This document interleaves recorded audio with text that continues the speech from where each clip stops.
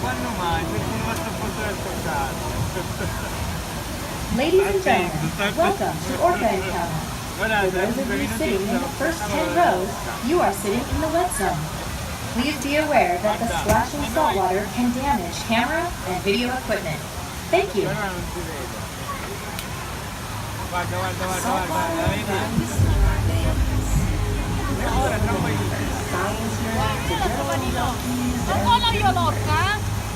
the ocean is what drives us. It's a part of us, and it's time we protect it. We are on a mission to stop an extinction. One dolphin at a time. One coral reef at a time.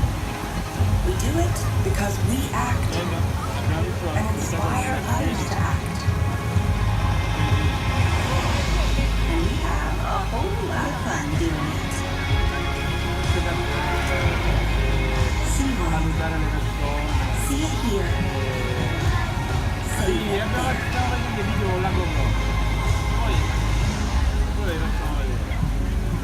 For a park, to planet. Guarda che anfiteatro che c'è tipo per un spettacolo.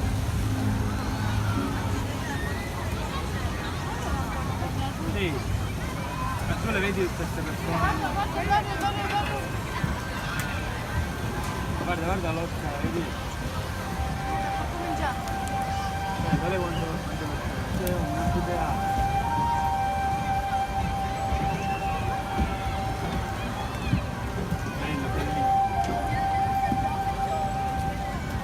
Bene. Buonanotte.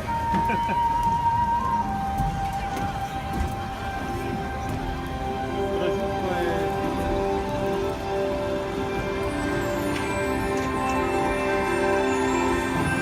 Guarda.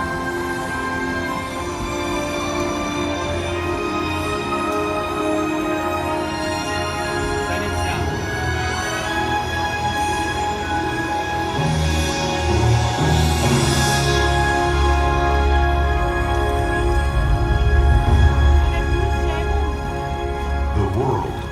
One interconnected ocean, a vast blue expanse critical to life on Earth.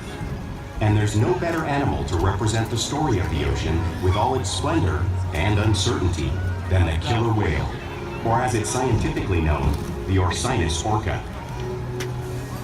The orca lives in every corner of the ocean, from the Arctic to the Atlantic, the Southern to the Indian, to the mighty Pacific and beyond.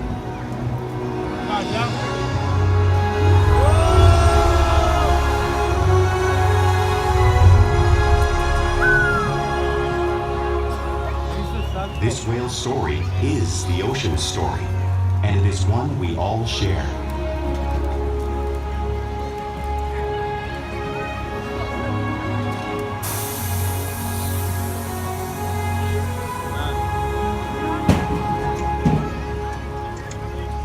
Welcome to SeaWorld's Orca Encounter. I'm Amber, and I'm honored to introduce you to this intriguing and majestic animal.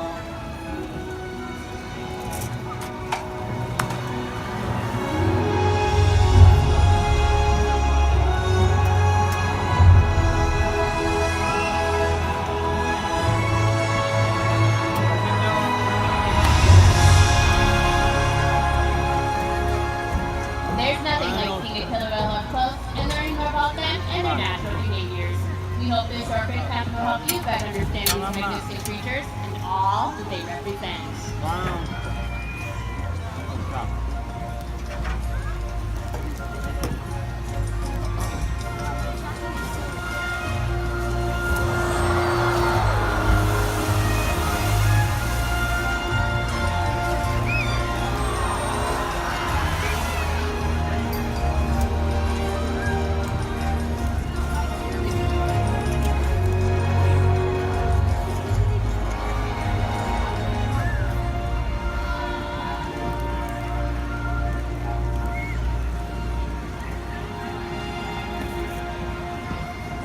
While they are found in every ocean, orcas living off the coast of Iceland are quite different than those near Costa Rica. In fact, there are at least 10 types or ecotypes of killer whales. An ecotype describes the differences between killer whale size, physical form, prey, social structure, and habitat. As you can see, the differences are subtle, but noticeable when compared side by side. Orcas are adapted perfectly to their environments.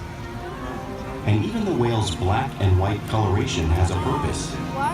It camouflages the outline of their bodies in the water, making it easier for them to surprise and catch their prey.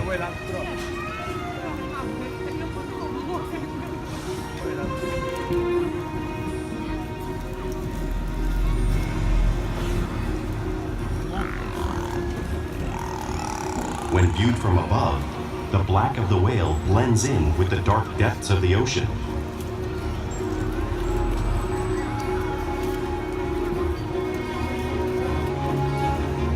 When viewed from below, the orca's white bellies match the brighter surface of the water, blending with the light above, giving them the perfect camouflage.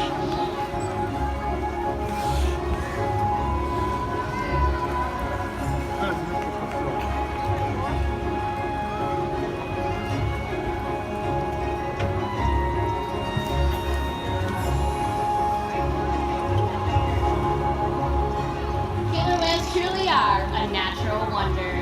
And 30-year-old Orchid is going to help me show you some of their physical characteristics.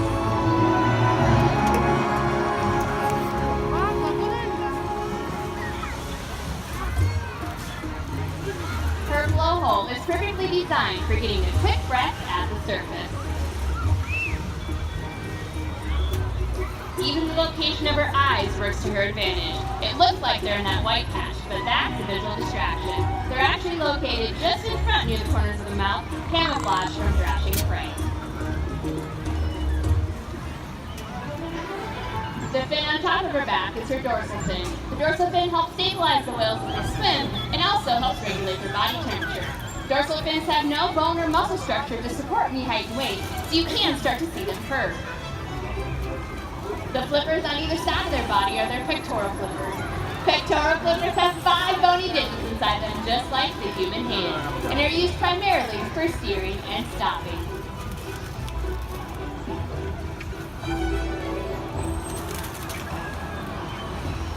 The lobes on either side of the tail are called flukes. Tail flukes are the killer whale's engine, propelling them at speeds of up to 28 miles per hour. But they swim the fastest and use the most power when they are propelling their nearly 10,000-pound bodies up and out of the water.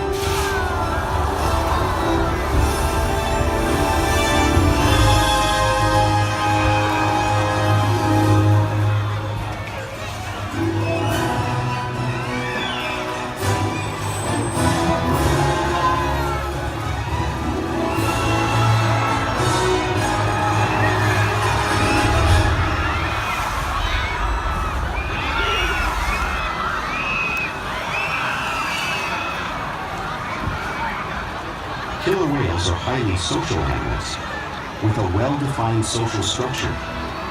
An orcapod is always led by a female. Though just half the size of her male counterpart, she is in charge. It's all about attitude, not size. Because they live and work as a group, orcas need to communicate with sounds and body language. Orcas use clicks for echolocation or navigation.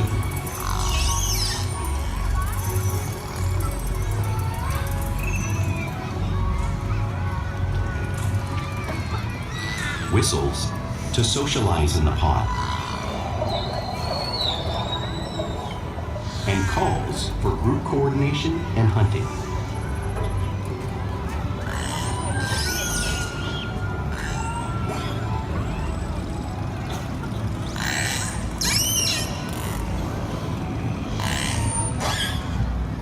Vocal development studies here at SeaWorld show that early on, calves learn vocalization from their mothers. But as they grow, they learn from others close to them as well. This is a bottlenose dolphin call that Shuka learned and even taught other killer whales here at SeaWorld. In fact, Orcas are the largest members of the dolphin family.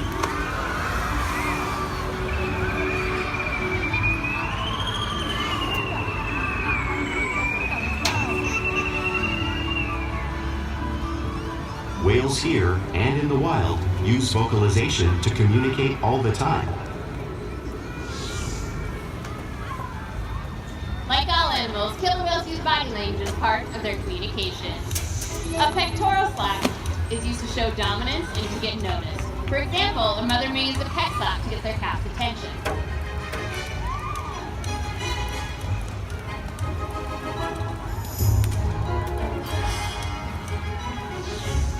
But when they really want to be heard, they preach.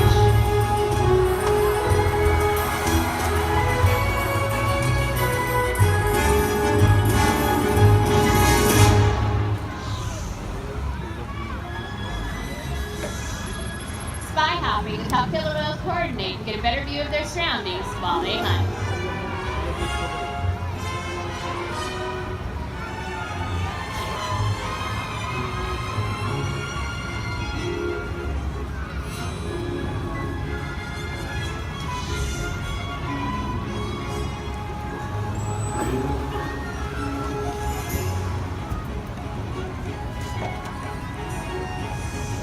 Fluke slaps are another form of communication killer whales use in the wild.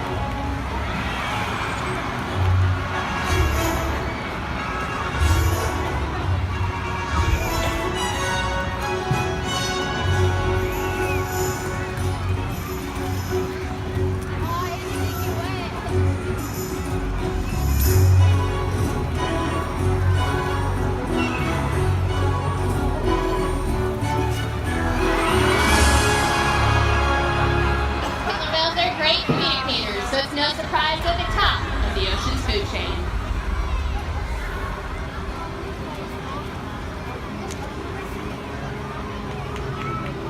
Killer whales work together to rear their young, protect their pod, and most importantly, pursue and catch their prey. Every day they cooperate to survive in the wild oceans of the world. The orca's hunting techniques are as varied as the whales themselves. Norwegian killer whales will circle herring, herding them together. The whales use sounds to coordinate with each other and to disorient the herring.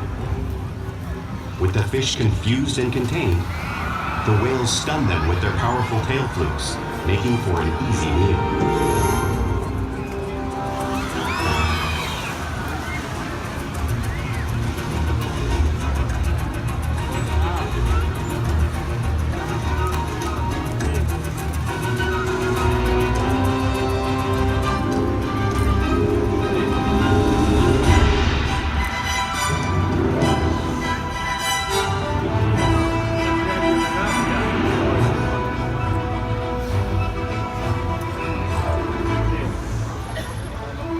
Whales in the southern hemisphere will capture sea lions by pulling them right off the beach. Nakai just showed you the same behavior and movement right there.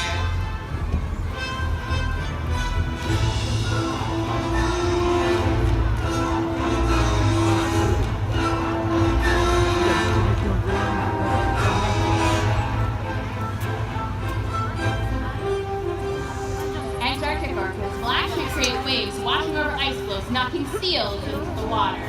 Watch as our whales demonstrate the same movement, showing you one of the many complex and impressive hunting abilities killer whales have developed around the world.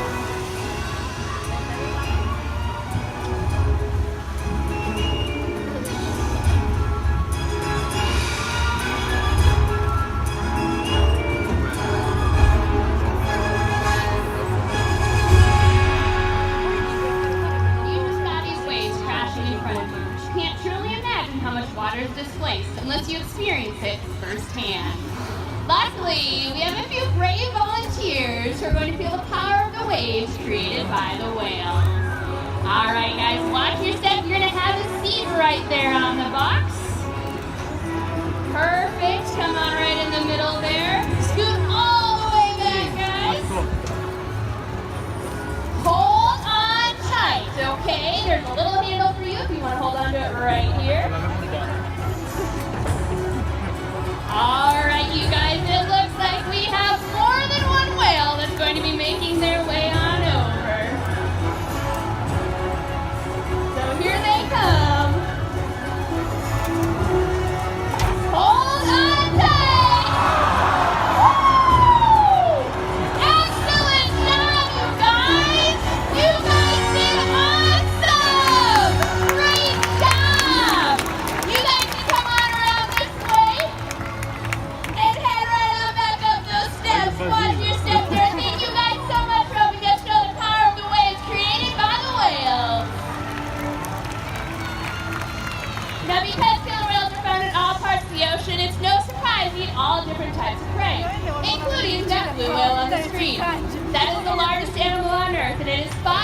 longer and 50 times heavier than Keat.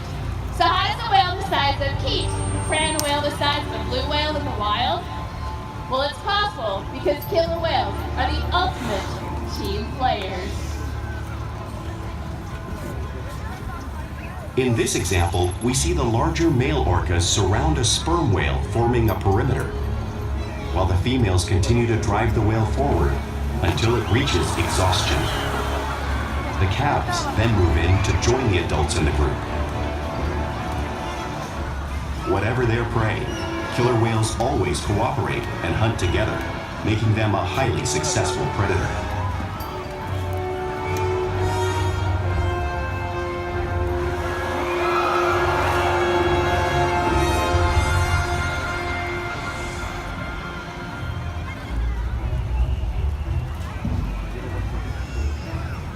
Play is an important part of everyday life for killer whales in the wild. It's how they teach their young to hunt and practice their skills as they grow. You'll see whales interacting and showing their playful side, both in the wild and here at SeaWorld.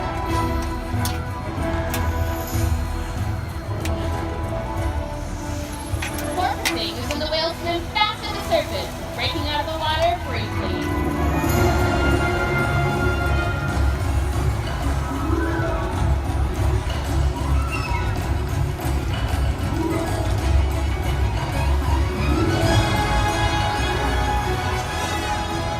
You'll see them do this when catching a ride in the wake of a boat or surfing in a wave.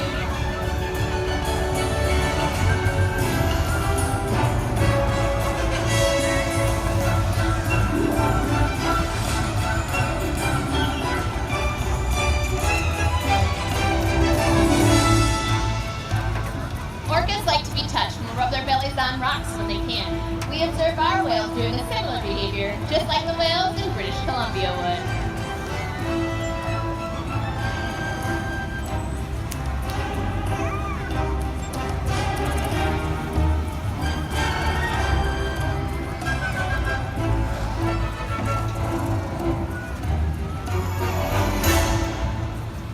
You'll also see whales imitating each other in the wild. We see it here at SeaWorld all the time. The whales are always mimicking and learning from each other.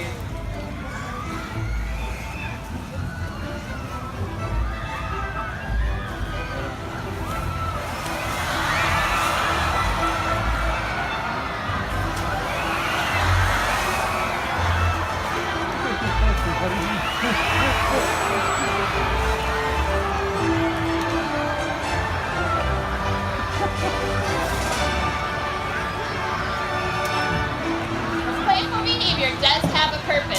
A tail whip is used to stun fish in the wild. But today, our whales might just be stunning all of you.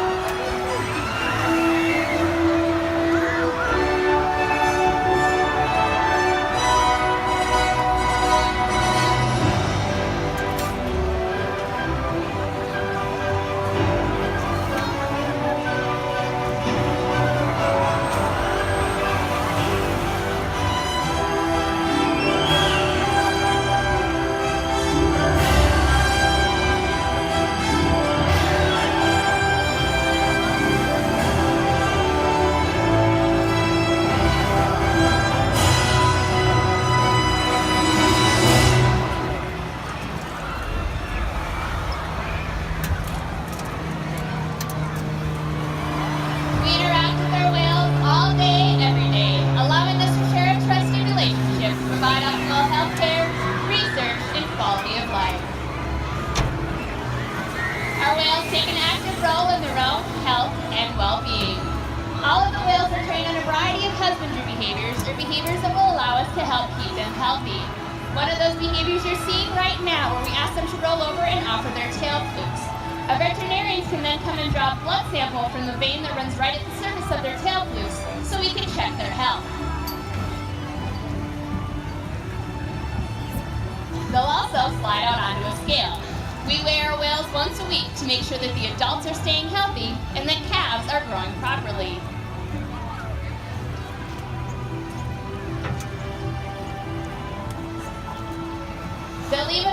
get a breath sample from their blowhole. All of this is possible because of the trusted relationships that we built with the whales day after day here at SeaWorld. Now, ladies and gentlemen, it is my privilege to introduce you to Keith. Keith is a 26-year-old male, and he is known as our gentle giant. He has a very playful and fun personality, and he really seems to enjoy just hanging out with his behaviorists. Now, he has participated in a variety of research projects along with all of our killer whales to protect their wild counterparts. We challenge the whales every day to learn new things, to engage and stimulate their minds. Diet, exercise, and of course play help keep our whales in great shape.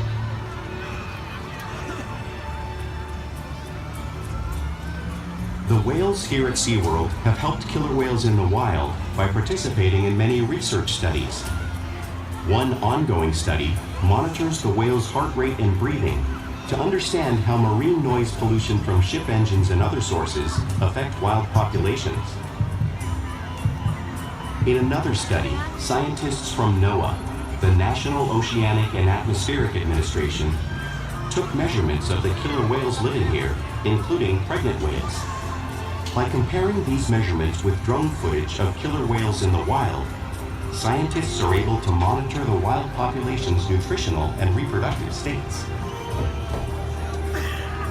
Other research has been done here at SeaWorld on the mother whale's milk composition. This research will help create an effective model to understand how toxins in the ocean impact wild killer whales and their milk supply. What we learn from the whales in our care every day is actively helping whales in the wild survive. And just by being here today, you've supported our rescue, research, and conservation efforts all around the world. If we work together, like the killer whale, we can protect the future of the Orca and this beautiful planet that we all share.